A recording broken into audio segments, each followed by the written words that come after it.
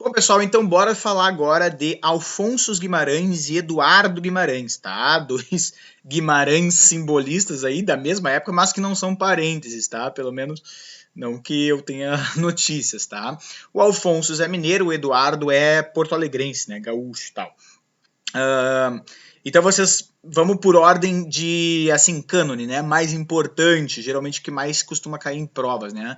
Começando com Alfonso Guimarães, tá, gente? Ele que nasceu em Ouro Preto, né? Antiga Vila Rica, antiga, né, sede do arcadismo, sede da mineração, né, de Minas Gerais lá.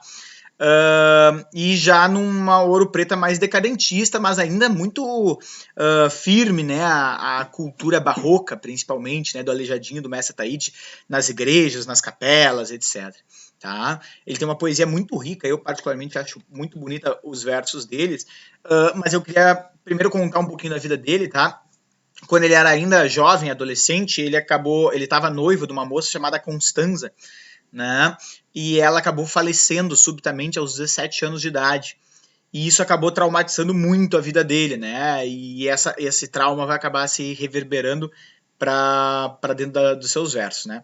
Bom, um trauma até certo ponto, né? Porque ele veio a se casar depois e, se eu não me engano, teve 13 ou 14 filhos, né? O bicho era um coelho, né? Mas tudo bem, né? Para dentro da sua poesia ele acabou externando, né? Sublimando, né?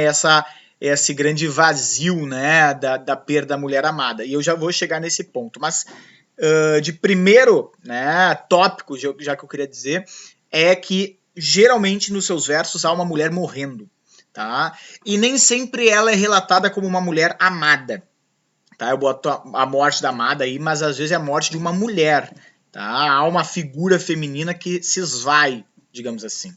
E sem dúvida o poema mais famoso dele nesse aspecto é Ismael. Ismael é um poema lindo, né, gente? Cativa até hoje as pessoas, tratando sobre o delírio, sobre o enlouquecimento, né, sobre o suicídio, né? Mexe muito com certas pulsões de morte que todos nós carregamos dentro da gente, certo? Que a gente tem que sempre cuidar o que nós vamos fazer com essa pulsão, tá? Mas ele tem uma estética fantástica, um ritmo, né? Quando Esmalha enlouqueceu, né? Uma coisa que vinha sendo esquecida desde o romantismo, né? Que é o verso de 7 sílabas, chamou famosa redondilha maior, que tem uma musicalidade muito gostosa, né? Muito fácil de declamar, né? Vamos lembrar de um outro poema de redondilha maior, que é a Canção do Exílio, Minha Terra Tem Palmeiras, Quando Esmalha Enlouqueceu, né? Que é a mesma métrica aí. Vamos então ver esse enlouquecimento da Esmalha e veja a ambiguidade como ele forma. Olha lá. Quando Esmalha enlouqueceu, pôs-se na torre a sonhar. Viu uma lua no céu, viu outra lua no mar. Então a Esmalha numa torre, observando, né, a lua do céu e o reflexo dessa lua no mar. Né? E aí no seu enlouquecimento parece que elas parecem as duas realidades, né? Não é um reflexo, né? Parecem que são duas luas mesmo. No sonho que se perdeu, banhou-se todo em luar. Queria subir ao céu, queria descer ao mar. E no desvario seu, na torre pôs-se a sonhar. Estava perto do céu, estava longe do mar. E como um anjo pendeu as asas para voar. Queria a lua do céu, queria a lua do mar. As asas que Deus lhe deu ruflaram de par em par. Sua alma subiu ao céu, seu corpo desceu ao mar. Né? Então esse jogo de antíteses fenomenal, né?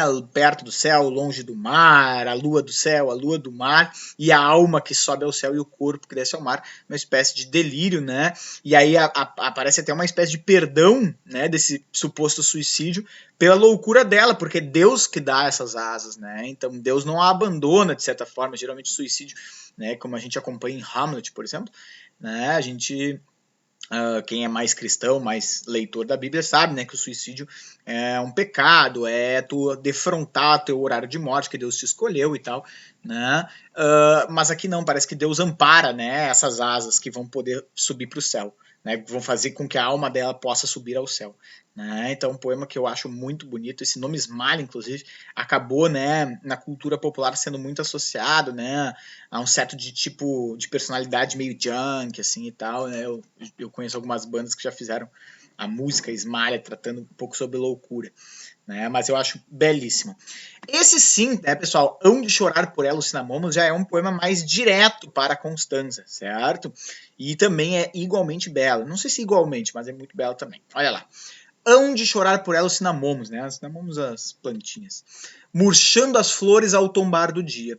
Dos laranjais hão de cair os pomos, lembrando-se daquela que os colhia, né? Então, ó, parece que todas as flores, né, toda a flora, né, vai murchando, né, ao chorar por essa moça que partiu e que é ela que costumava colher essas flores, ela que tinha uma proximidade com essas flores, né?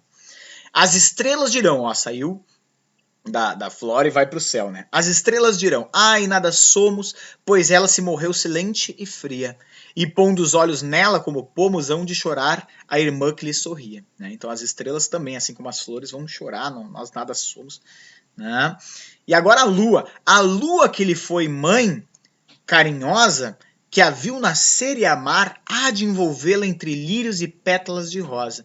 Os meus sonhos de amor serão defuntos, e os arcanjos dirão no azul ao vê-la, pensando em mim, por que não vieram juntos? Né?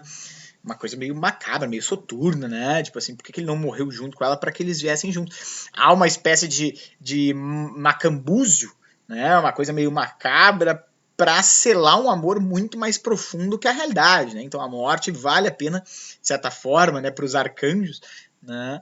Para que aquele amor seja infindável. Nada mais simbolista, né? Nada mais transcendental que isso, né? Certo? Bom, e a questão da morte dele acabou com que aproximando ele, digamos assim, de uma vida extremamente religiosa, tá, pessoal? Ele muito dos seus versos tem uma certa religiosidade litúrgica, como eu botei ali no tópico, né? Então quem quiser botar nos tópicos dele, né, a morte amada e a religiosidade litúrgica pode botar aí, né? A liturgia, para quem não sabe, é a prática, né? O praxis, né, religioso, a leitura dos salmos, das orações, etc.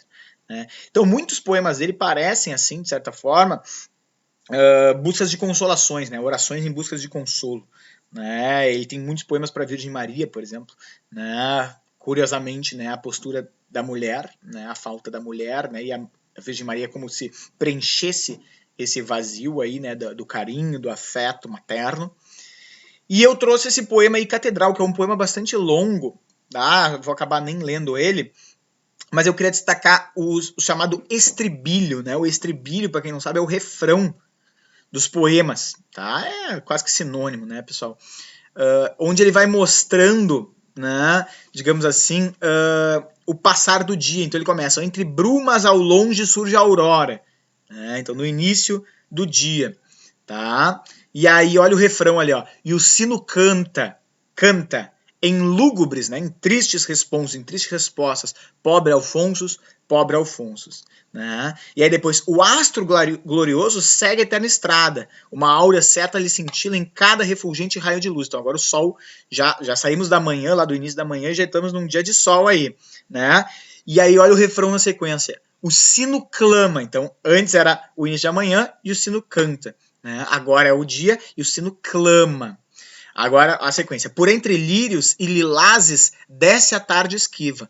Amargurada prece põe-se a luz a rezar. Então, ó, a tarde se esquivando, descendo, indo embora. Amargurando a luz que se põe a rezar, né? O momento de início da noite ali. E o sino chora, né? Lúgubres responsos, pobre Afonso para Afonso. E aí chega a noite. O céu e todo trevas, o vento uiva, do relâmpago cabeleira ruiva, vem açoitar o rosto meu. A catedral ebúrnea do meu sonho afunda no caos do céu medonho, como um astro que já morreu. E o sino, se eu não me engano, é que tá errado, tá? É o sino geme, né? E no lúgubres responsos, pobre Afonso. Então parece que ao passar do dia vai ficando mais soturno o dia e o sino, né, o sino da catedral vai respondendo de cada vez mais melancolia, primeiro cantando, depois clamando, depois chorando, por fim gemendo, né, pobre Alfonso, tá? Essa é uma catedral, agora eu trouxe uma informação curiosa para vocês, essa é uma catedral muito interessante, fica muito alto, gente, vocês têm que subir, ela existe, tá? Uma catedral que ficava de frente lá para casa do Alfonso Guimarães, lá em Ouro Preto, e tem que subir muita escada para chegar nela, né? Para quem não sabe, Ouro Preto é uma cidade, né, de altos e baixos, né? Uma cidade com muitos morros, né? Lembra muito quem é gaúcho, um pouco Santa Maria, né? Quem já foi a Portugal, Coimbra, né? Com muitas ladeiras, muitas lombadas. E eu subi nessa catedral para tirar uma foto. Tá aí, né? A catedral que supostamente tem os seus sinos tocando em Ouro Preto quando eu fui em 2000 14 ou 15, agora não me lembro mais. Certo? Eu queria só finalizar esse vídeo comentando que existe também a obra do Eduardo Guimarães, tá, gente? Então falamos do Alfonso Guimarães e agora o Eduardo Guimarães, que não são parentes, tá? Ele escreveu um livro bem importante em 1916, tá? Então a gente já estava se aproximando ali do modernismo, tá? É um livro chamado A Divina Quimera, né? Então é uma espécie de trocadilho da Divina Comédia do Dante Alighieri, né? Onde ele botou Divina Quimera, né? E quimera, para quem não sabe, é os sonhos, as fantasias, né? Os nossos delírios, digamos assim, né? Uma quimera, certo? Então, adaptando, digamos assim, o nome, né? Fazendo uma intertextualidade de título com uma adaptação meio simbolista, porque nada mais simbolista que uma quimera, né? Que uma fantasia, que um sonho. Tá? Então é um livro que ele é dividido em 5 partes, né? E todo o livro faz menções a algumas personalidades artísticas bem importantes, como Chopin, Schumann, Baudelaire, Dante Alighieri, Edgar Allan Poe, enfim, são várias personalidades. Então ele vai remontando um pouco a história, assim, de alguns autores muito importantes, mas principalmente, né, não só poetas, como também músicos, que trazem um efeito sensitivo da arte, né? Tanto Dante com a espiritualidade amorosa, Baudelaire, o primeiro nome do simbolismo, Chopin e Schumann na música, que era uma coisa muito louvada, né, pessoal, pelos simbolistas, né? Então, vejam que são vários autores nada racionalistas, né? São autores que trazem muito de uma espiritualidade, de uma sensibilidade da arte, tá? Então eu botei ali embaixo, os poemas misturam o amor espiritualizado de Dante ao ambiente decadentista do simbolismo, o mundo das essências, o mundo das formas, o mundo da noite, do mistério, da beleza, da dor, da tristeza, né? Além de começar a explorar um tipo de verso diferente. Vocês vão ver muitos versos metrificados, né? Muitos poemas de versos metrificados, não só decassílabo, que era um clichêzão já nessa época, né? Mas do decassílabo, o famoso verso alexandrino, tá? Que é um verso muito difícil de fazer, né? Olha ali, ó. Como alguém que colhesse um doloroso... Como alguém que colhesse um doloroso li 12, tá? Então eu botei aí o último poema, tá?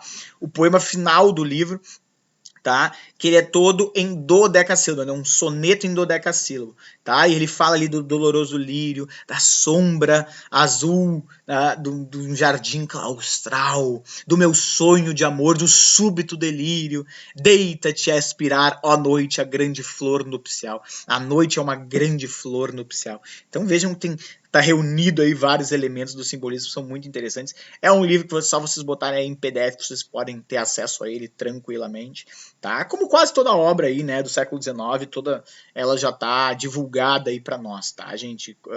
Só a partir do século XX tem algumas coisas mais restritas, mas do século XIX tá tudo em domínio público, é só acessar. Certo, pessoal? Então, assim nós acabamos os autores simbolistas. Tem muito mais autores simbolistas, tem várias coisas legais de simbolismo, mas obviamente aqui a gente não tem espaço para tanto, certo? Cruz de Souza, Alfonso Guimarães e Eduardo Guimarães é o que vocês precisam saber aí de mais importante do simbolismo brasileiro. Então tá, um adeus.